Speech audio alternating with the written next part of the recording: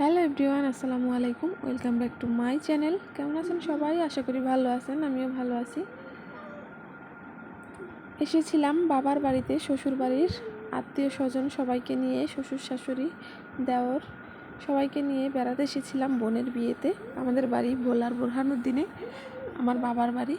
তো এখন বাবার বাড়ি থেকে বিয়ে টিয়ে খেয়ে ঢাকার উদ্দেশ্যে রওনা দিয়েছি, যেহেতু আমরা ঢাকায় থাকি আর আমার শ্বশুর শাশুড়ি কুষ্টিয়াতে থাকে তাদের নিজস্ব বাড়িতে।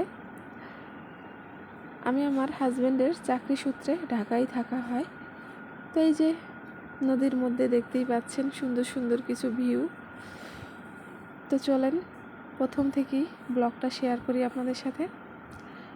এই যে দেখেন লঞ্চে উঠে পড়েছি। লঞ্চটা কিন্তু খুবই সুন্দর ছিল।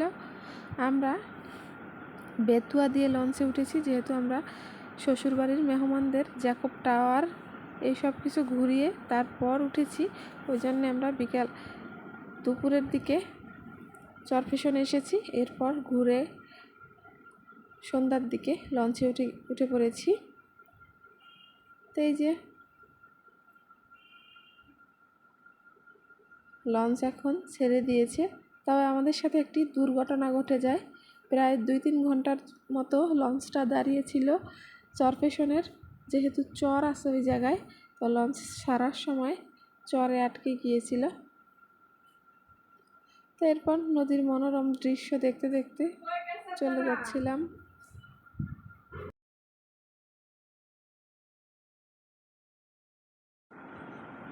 তো এই যে বেতুয়া লঞ্চ ঘাটের কিছু মনোরম দৃশ্য শেয়ার করলাম, খুবই সুন্দর করে সাজানো। তো সব কিছু ভিডিও করে রেখে দিলাম তোমাদেরকে দেখানোর জন্যে। খুবই সুন্দর করে সাজানো হয়েছে বেতুয়া লঞ্চ ঘাটটাকে। এখানে একটি পার্কের মতো করা আছে, ইচ্ছা করলে সবাই বসে খাওয়া দাওয়া এবং ফটোশ্যুট করার জন্যে এই প্লেসটিকে রাখা হয়েছে।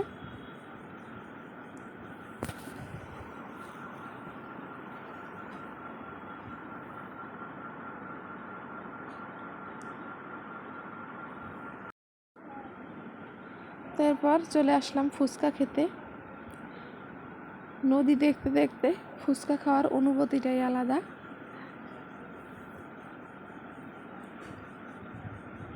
খুবই লোভনীয় ছিল ফুচকাগুলো,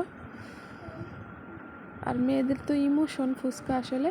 তারপর চলে আসলাম শ্বশুর বাড়ি। এসে দেখি আমাদের ঘের থেকে খুবই বড় সাইজের একটি লাইলন টিকা মাছ ধরা হয়েছে। আর এই যে বাসার পাশেই ছিল ট্রেন লাইন। বিকেলবেলা একটু ঘুরে আসলাম।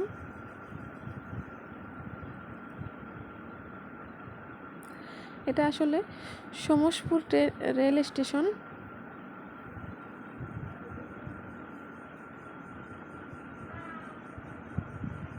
তো আমার শ্বশুর বাড়ি থেকে একদমই কাছে, এখানে একটু ঘুরতে গেছিলাম।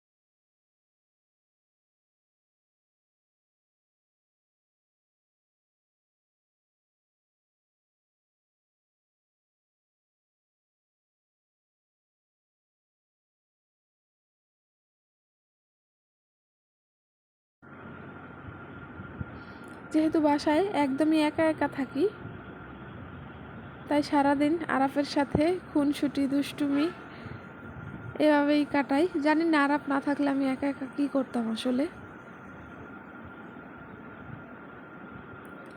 আর আমরা যেহেতু 6 তলায় থাকি, তো আমাদের 6 তলা থেকে ছাদে উঠা, 7 তলায় ছাদ। আর এটা আমাদের ফুফুর নিজস্ব বাসা, তো সব সময় ছাদে গাছ লাগানো আছে, মনোরম পরিবেশ, সাথে ছাদ থেকে স্মৃতিসৌধ দেখা যায় নবীনগরে।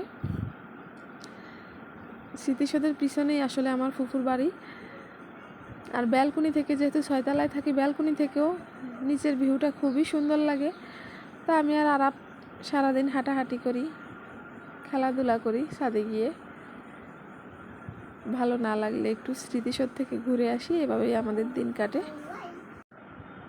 এরপর চলে আসলাম রান্না বান্নায়। এই যে বেগুন, আলু এবং বাটা মাছ দিয়ে একটা চচ্চড়ি রান্না করলাম। একা একা খাবো, কি রান্না করব কিছুই ভালো লাগে না। আর বাবা আজকে দুপুরে বাসায় খাবে না, তো রান্না বসিয়ে দিয়েছি। এইদিকে আলু, বেগুন এবং বাটা মাছের চচ্চড়িটা হচ্ছে, আর সাথে ডিম ভাজি করবো আরাফের জন্যে। তো আমাদের দুপুরবেলা লাঞ্চে এইগুলোই খাবার। আর এই যে ভাত রান্না করা হয়েছে, একটু ডালও ছিল।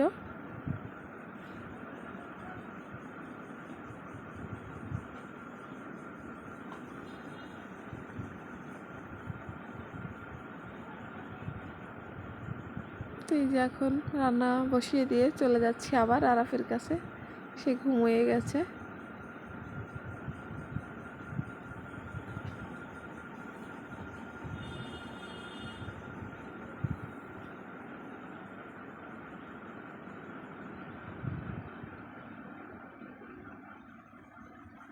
তো এই যে আমি যেহেতু অল্প কয়েকদিন বাসায় এসেছি, ফ্ল্যাটটাকে ওইরকম ভালোভাবে গুছানো হয়নি আসলে। একটু ছোটোখাটো একটা হোম ট্যুর দিয়ে দিলাম তোমাদের সাথে। এটা আমার রুম, সাথেই ব্যালকনি এবং ওয়াশরুম।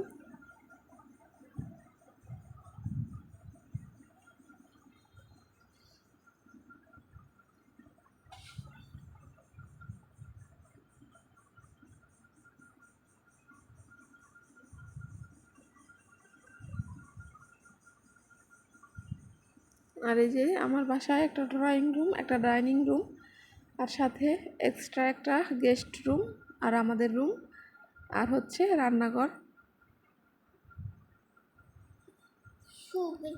তো ফ্ল্যাটটাকে ভালো করে সাজিয়ে নেব কিছুদিনের মধ্যে। আমার তরকারিটা প্রায় হয়ে গিয়েছে।